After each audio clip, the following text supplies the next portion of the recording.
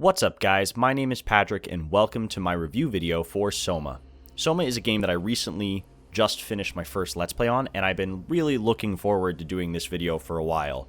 Now this isn't like a pros, cons, should you buy it, should you not buy it game. Let me preface this by saying, yes, you should buy this game. If you haven't experienced this game yet, what are you waiting for? Go play it. It's so worth the buy. What this video is me kind of just talking about the game.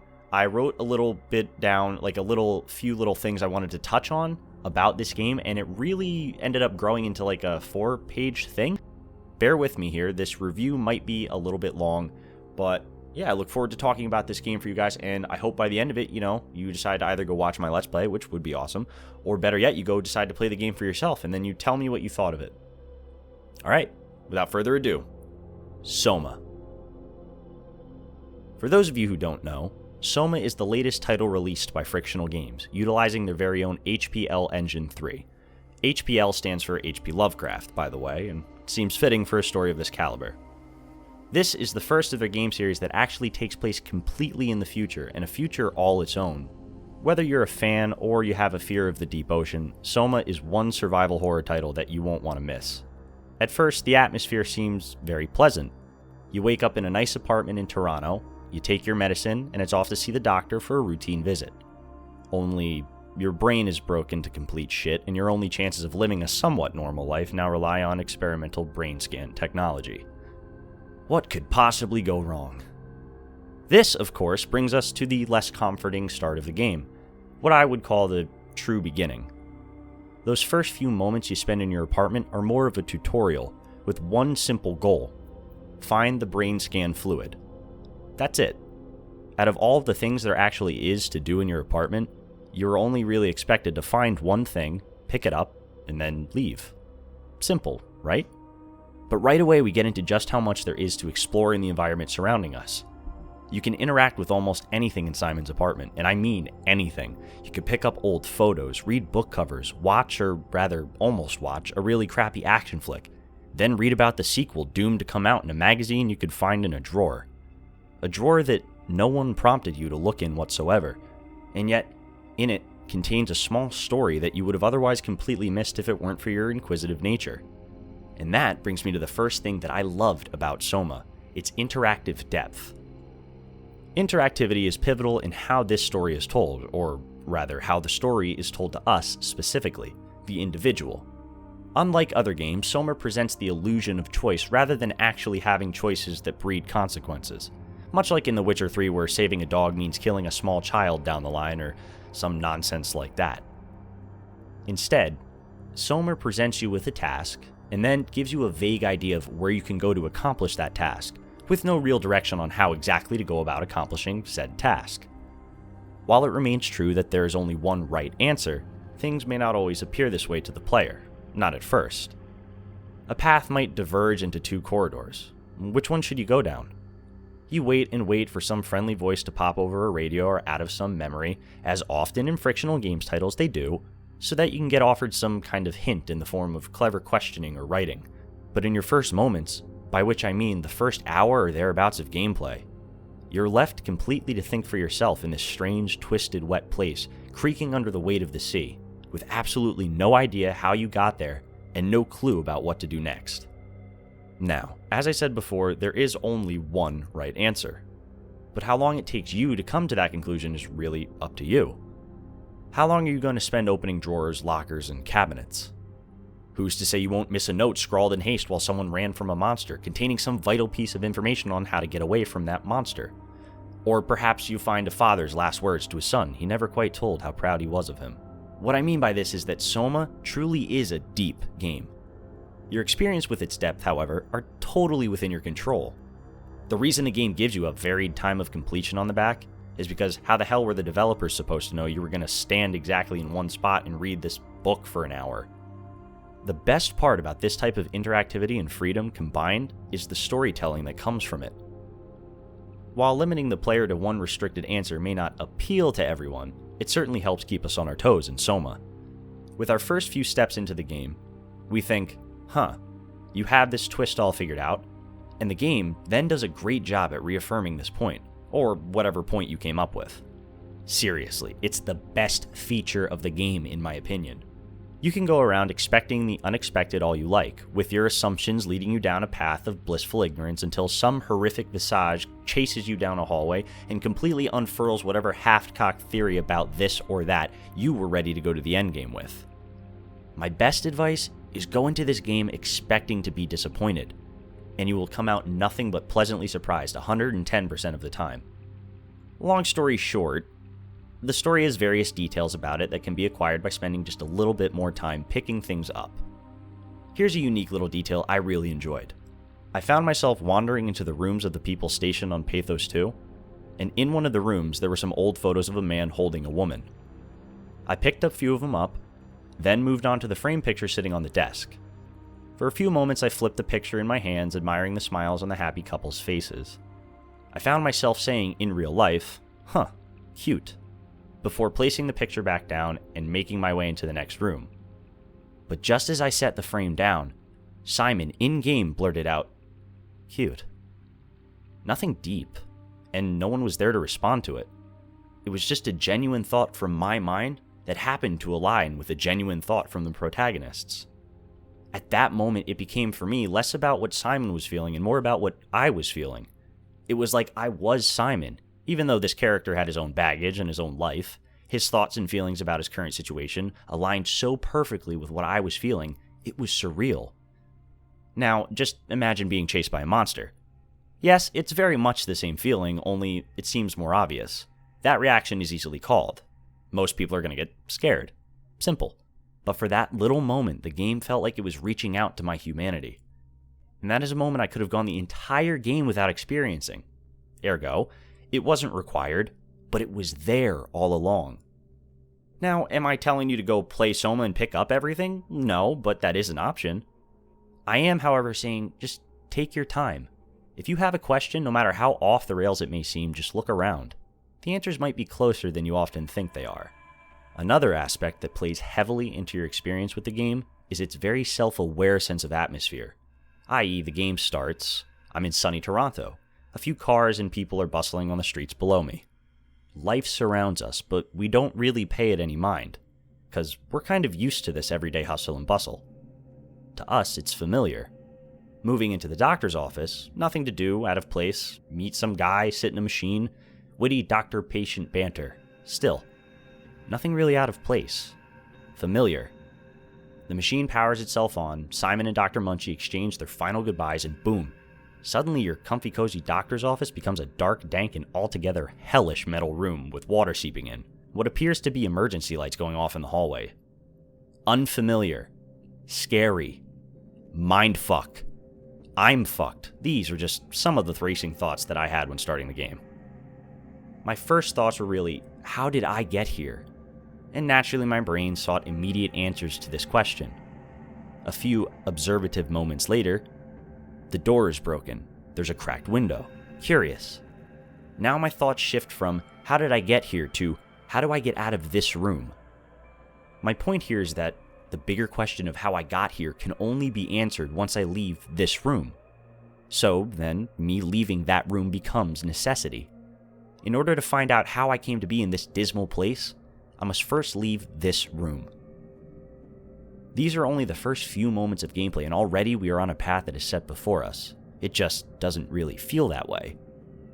In fact, at one point in the story, Simon says something very in line with how I felt throughout most of this playthrough. Why do I feel like I've just been lured into the back of a van? While it is true, there is the questionable sense of dread that frictional games have bred through years and years of quantum mindfuckery. They have this habit of the first friendly face you meet being the last deadly face you see kind of ordeal. So, naturally, the first friend I make, I immediately do not trust. While I don't have any other choice than to listen to what they are telling me, I still naturally do not trust them.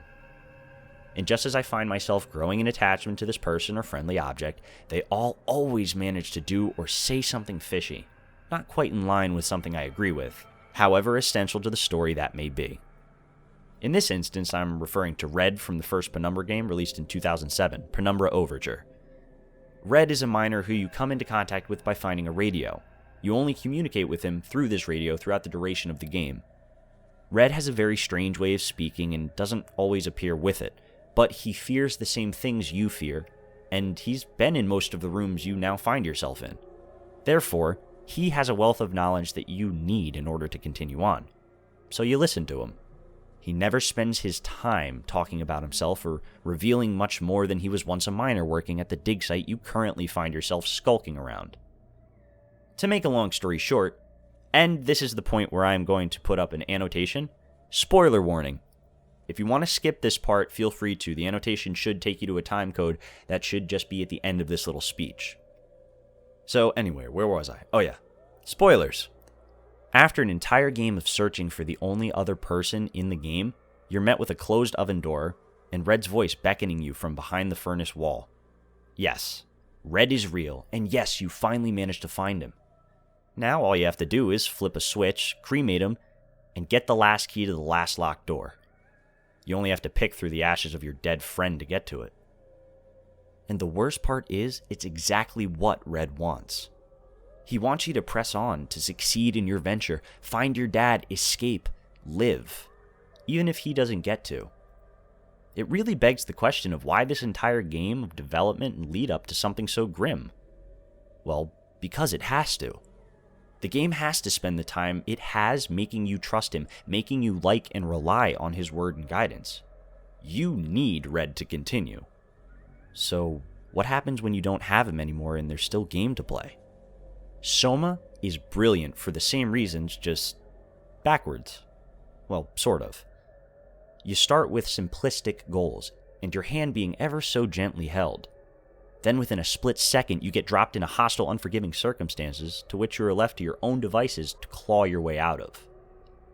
This type of setup is ingenious on the part of the creators. Small note aside for the ambience of this game, the atmosphere would be nothing without all the sounds of leaking water in the distance, or behind a wall, some creaking metal, or the threat of a chamber collapsing with every creak and crack that you hear. The fact that there are windows on a station at the bottom of the sea, the fact that there's any glass at all on this thing really bothered me. Every time I would pass a window, I would almost certainly run by it for fear that just my presence in that room would be enough to offset some pressure and cause the whole sea to cave the place in. The station sounds alive, from beginning to end, and the sounds evolve with whatever situation you find yourself in. But the fact always remains the same. You feel completely alone inside something still alive. And the only thing that's changed is the definition of life. As you will hear many times in the game, the WoW has a different definition of life than we do, and it will preserve it at almost any cost. After all, that is the WoW's only function. Now, this is the part of the video where I offer my opinion about some of the aspects of the game I loved and, well, not so loved. As few as these reasons may be, I feel they should still be listed so that I don't appear like I'm just raging with support for this game, even though I very much am. While I did not have a problem with this specifically, a lot of people are complaining about the apparent lack of real consequential choice. Now, as I stated before, the game presents the illusion of choice many times, but in the end there is only one right answer. Now I know many people felt jilted as to some ulterior ending, and maybe it's just the fact that I've played Frictional's other titles in their entirety, but I actually love the fact that there's really only one ending. As I said, this may be because I've played Frictional's other titles that have more than one ending, and I just didn't really see the point. For example, Amnesia has multiple endings, but they detract from whatever point or moral lesson or experience the game was trying to present to you. Every other Frictional title only has one ending. Unless you count Penumbra, in which case, we'll save that for another video. That's just strange. The fact of the matter remains the same with SOMA, however. You come to grips with humanity and what it truly means to be human in your own regard. You and I went through virtually the same experience, and while we may have two opposing viewpoints of the situation, it's really all just left to our own opinion. I love that. Without spoiling the game's ending, and feel free to click the annotation above, you get to experience both sides of the spectrum. What it means to be, and what it means to not. I thought that the game rewarded and punished me exactly how I deserved, and though I tried very hard not to be misled, I will never truly know whether or not I was. And that bothers me a little. But aside from confirmations I can never truly have, I really don't have any complaints about the game. Out of the box, it's a beautifully optimized game with minimal system requirements. A perfect start for any beginning Let's Player. And while I may have one quip with not knowing everything there is to know, I could always just go back and replay the game with a new sense of awareness and knowledge of the story. I would approach situations differently, with more tact and definitely more caution. But no matter how much I know, or how much I find out, I feel like there is still gonna be things about the universe that I'm missing. Every loose end has a knot you can tie in it, if you spend the time looking. So, if you want a survival horror game that takes you out of your conventional survival horror habitat, places you at the bottom of the sea with a bunch of horrible wannabe WoW humans, then SOMA is definitely the game for you. If you do, my only tips are as such. Never expect anything. This will only end in tears. Search anything searchable. This is pretty much a given in Frictional's games. You never know what or who you might find. Turn things around. I cannot express this enough. Seriously, when you pick things up, you can put them down, or turn them around, like a normal person. Remember when you were in 3rd grade and the teacher gave you a homework assignment and you rushed through the first side in class so you never bothered to pull it back out and check to see if anything was on the other side? Yeah. Absorb and memorize your environment, even the little details. Now, I'm not saying have a photographic memory of exactly the place you just were, but things matter, and the little details matter so much more in this game than you think they would. Trust me, take notes. No matter what, make a choice. The game may make this difficult at sometimes, but trust me, make a choice. There is only one answer. So it's best to make the choice that you would try and go with yourself. Form a pre-credits and a post-credits opinion. Just trust me on this one. And most of all, guys, have fun. This game is scary. It pulled every element of fear that I have and put it into one terrible place. Yes, you could say this is a carbon copy of other games, or it's just like Amnesia in regard. Of course, it's going to be similar to other games. But guys, SOMA, it is just a fantastically optimized and a beautifully written game. It's a fun game to play, it's a scary game to play, and it is an amazing game to appreciate. By the time you reach the end, let me know. Let me know how you guys did, let me know if you had fun, and yeah, thank you for tuning in to my first review of SOMA. If you like this video, please let me know in the comments below. Don't forget to subscribe, and also, if I should make more videos like this in the future, just tell me. I would love feedback. And as always, thank you for tuning in. My name is Patrick, and I will see you guys in the next video.